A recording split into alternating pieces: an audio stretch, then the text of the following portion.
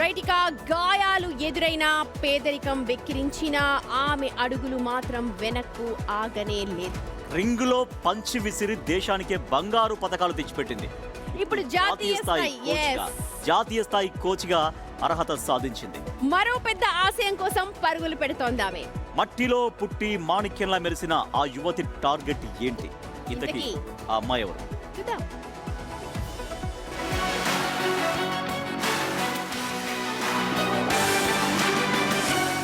పశ్చిమ గోదావరి జిల్లా పెనుమంట్రలోని ఒక సాధారణ రైతు ఇంట్లో పుట్టింది కోడి తేజస్విని వెంకట శైలజ.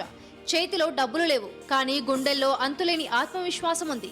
బాక్సింగ్ లో 7 ఏళ్ల కఠోర శ్రమ నేపాల్ అంతర్జాతీయ వేదికపై దేశ పతాకాన్ని సగర్వంగా ఎగురవేసేలా చేసింది. జాతీయ స్థాయిలో స్వర్ణాలు, రాష్ట్ర స్థాయిలో ఏకంగా 16 బంగారు పతకాలు సాధించింది ఈ గోదావరి ఆణిముత్యం. అయితే తన ప్రయాణం అక్కడితో ఆగలేదు. పంజాబ్ పటియాలా నేతాజీ సుభాష్ క్రీడా సంస్థలో A గ్రేడ్తో నేషనల్ కోచ్ అర్హత సాధించింది. తాను పడిన కష్టం మరొకరు పడకూడదని 30 మంది చిన్నారులకు ఫ్రీగా బాక్సింగ్ కోచింగ్ ఇస్తోంది. పథకాల కోసం పంచులు విసిరిన ఆ పిడికిలి ఇప్పుడు సమాజంలో మార్పు కోసం కలం పట్టాలని కలలు కంటోంది. రింగ్ను ఏలిన ఈ వీరవనిత IAS అధికారి అవ్వాలనే బిగ్ డ్రీమ్ తో రాత్రింబవళ్లు శ్రమిస్తోంది.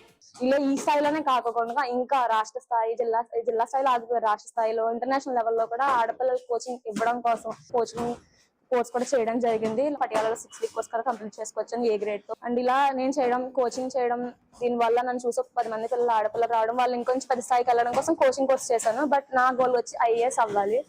ఆడపిల్లకు బాక్సింగ్ ఎందుకని చుట్టుపక్కల వాళ్లు హేళన చేసినా ఆమె తల్లిదండ్రులు అడ్డు చెప్పలేదు. కూతురి ఆశయమే గొప్పదిని భావించారు. అందుకే ఇవాళ శైలజ అందరికీ ఇన్స్పిరేషన్ గా నిలిచారు. ఆడపిల్లలు అంత లేకపోతే చాలా మంది మమ్మల్ని హేళన చేశారండి. అమ్మాయి కటింగ్ వేసుకుని ప్యాంట్ షర్ట్ వేసుకుని చాలా మంది చూసి నవ్వేవారండి. మేము ఏమీ పట్టించుకోకుండా మా అమ్మాయి గోలే మా ముఖ్యమని మేము చాలా ఎంకరేజ్ చేసి మా అమ్మాయి ఎక్కడ పంపామండి. అలాగే అమ్మాయి కూడా ఎక్కడికి వెళ్ళినా అన్నింటిలో సాధించుకొచ్చిందండి. శైలజ లాంటి బిడ్డలే మన దేశానికి అసలైన బంగారు పథకాలు. గోదావరి మట్టి మాణిక్యం IAS ఆశయం నెరవేరాలని కోరుకుందాం.